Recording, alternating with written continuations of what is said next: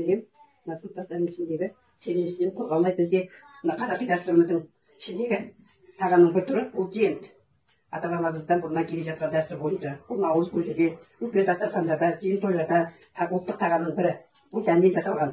Бірінші бұған шыжырылған жылқының майы керек.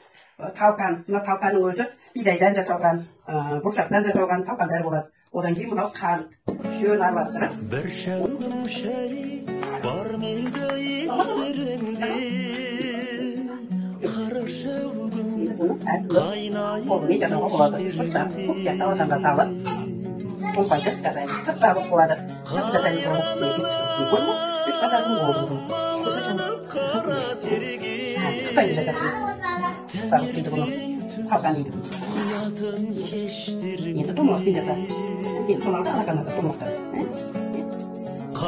Келесі челленджімізді Исатайға жолдаймын.